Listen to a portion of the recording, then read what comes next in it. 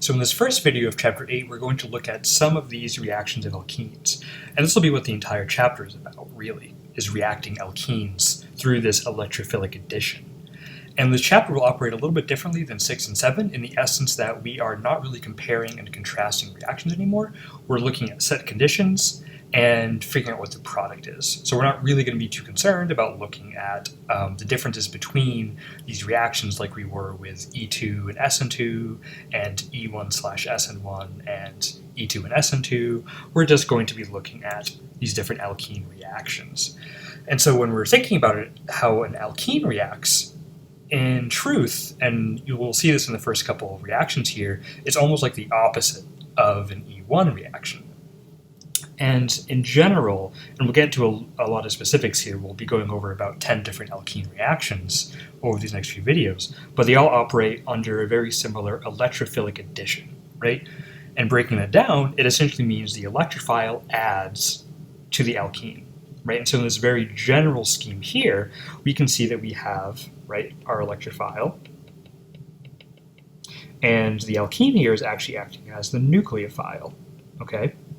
Keeping in mind that the alkene, right, with those unhybridized p orbitals, has 2 electrons, right, from this double bond that can act as a nucleophile.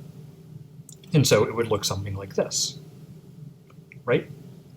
And so now the alkene adds to this reaction here, right? And now, we've sort of switched positions here, and we have, right, our carbocation as our electrophile, and the nucleophile, as indicated here as, of course, our nucleophile, right, which attacks the carbocation center.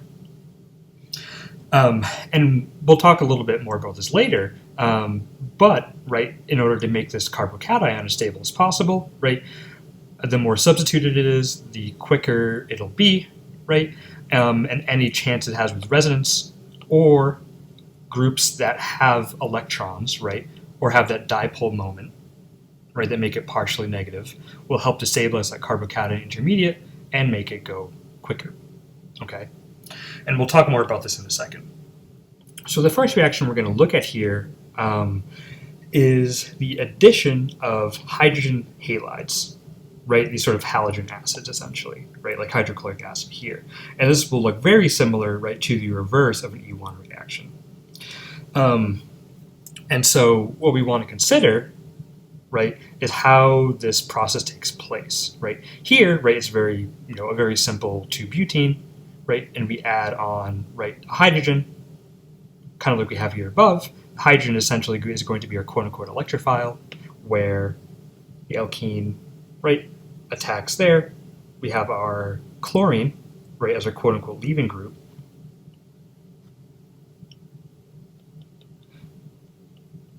Right, and then chlorine adds to the carbocation center, okay?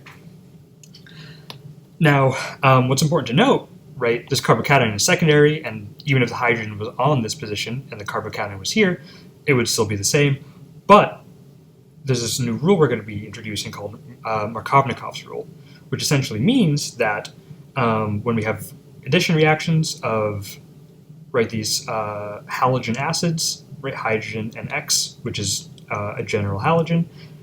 When we react this with alkene, the hydrogen bonds to the carbon with less substitution, and the X bonds to the carbon with more substitution, right? Meaning the more stable carbocation is produced, right? So if we were to change this reaction scheme here, and we had a methyl group here instead of a hydrogen, right, the carbocation would want to form here, right, because it's a tertiary carbocation as opposed to a secondary carbocation. And we'll get into more examples of what that means and how to identify that in a little bit. And so when we're looking at the stereochemistry of these things, there are 2 possible modes, right?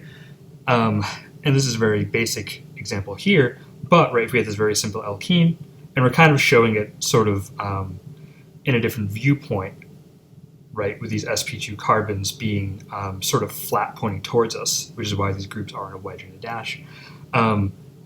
The hydrogen halogen can either add on the same face, or they can add on an opposite face. And we call this anti-addition or syn addition. And they're both of these, right, because we formed that carbocation, right? And because of that, the halogen can either add from the top or bottom of that sp2 trigonoplanar carbon. So we get both of these with that addition of a halogen hydride, right? So it doesn't really matter in this case. So when we're thinking about these reactions, one thing we're also going to have to take into consideration is not just, right, a hydrogen with a halogen, but also what happens when we make it a radical reaction. Okay, and in this case, if we do it radically, we get anti-Markovnikov addition. So I'll go through that in just a second here. So looking at this first example, right, with just HBr, we can see that the bromine added to the more substituted carbon through Markovnikov addition. So we're going to look at the mechanism for that. It would essentially be this. Right, with the alkene attacking our electrophilic hydrogen here, and bromine leaving. Right, and then, oops, there's one too many carbons. And then essentially we end up getting the right carbocation there, right, because our hydrogen added here, and then bromine adds to that secondary carbocation, right? And again, it goes through this process because that secondary carbocation is much more stable than a primary carbocation. And so when we're looking at the radical addition for this, right, it's following a similar note where we have to be mindful of how the radical addition happens. So I'm going to show you the mechanism for this, but I'm going to say in general, right, don't worry about the mechanism. And there'll be examples through this chapter where the mechanism will not be quote-unquote important, but I'll show you just to sort of go through the motions and show you how the product gets formed. But all you need to know for these radical reactions is that the product is anti-Markovnikov, okay? And so what you can see here is we have, right, our peroxide, right, remembering from chapter 4, which is a radical initiator. And heat also helps with that as well, okay? And so what's happening here is, in our first step, right, our initiation step, remembering our radical mechanism rules, we end up forming our radical, right, and these peroxides love to do that. And in step 2, we form our bromine radical, right, and it reacts with HBr to do that, right? So this reaction happens much quicker than the alkene addition does. So we end up forming our radical bromine, okay? And then in step 3, with our alkene, it reacts with the radical bromine, okay? And what happens after that is now the bromine, so we also have to make sure we have our radical right going there. The bromine adds here because we want the radical on that secondary carbon, right? Remembering radicals follow the same protocol as carbocations, right? A secondary radical is it's much more stable than a primary radical. Okay, and then in this last step, of course, the radical reaction gets terminated, and that is by HBr, and we reform our bromine radical, okay? And so this is all just to say that when we're using a radical reaction, we get anti-Markovnikov addition of bromine, okay? That's all you really need to know, but the reason why is because when we go through this radical reaction, right, the radical goes on to the more stable position, which is, in this case, a secondary radical. And we'll pretty much only see this with HBr, because HCl in hydrogen iodine are too slow. So for the next reaction we're going to look at, it's going to be the addition of water, so hydration, right?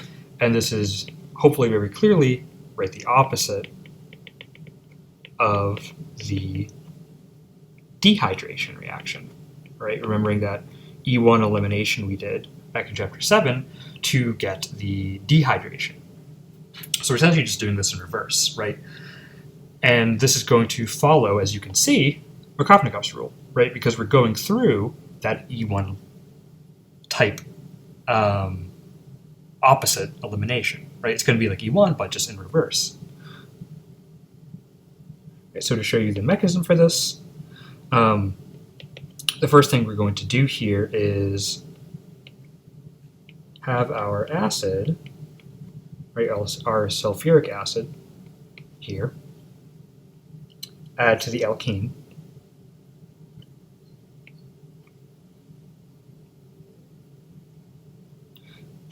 So we're forming our carbocation here, and that double bond, right, attacking that hydrogen, put it here. Okay. And then we have our conjugate base. And so after this, right, the next step that happens, step number 2, is we end up getting that attack from water.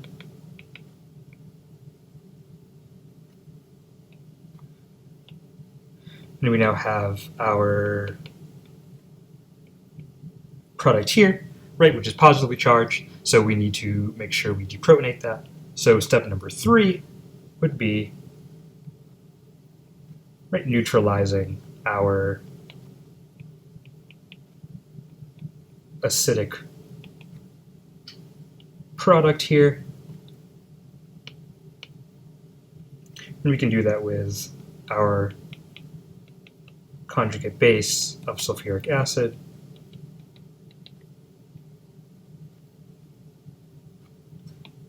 to get us our product and reform our acid catalyst here. Right, so this is just, again, just the total opposite of the dehydration reaction, right? It is the hydration reaction. And again, it follows Markovnikov's rule, and as a sort of a scientific note, the yields of this are pretty low, and we get a lot of carbocation rearrangement if it can occur. And we'll see later there's better ways to add an OH group to an alkene. So in lecture, we'll go ahead and go through some different examples here and discuss the differences between some of these different additions, right? And we'll take a closer look at their mechanism.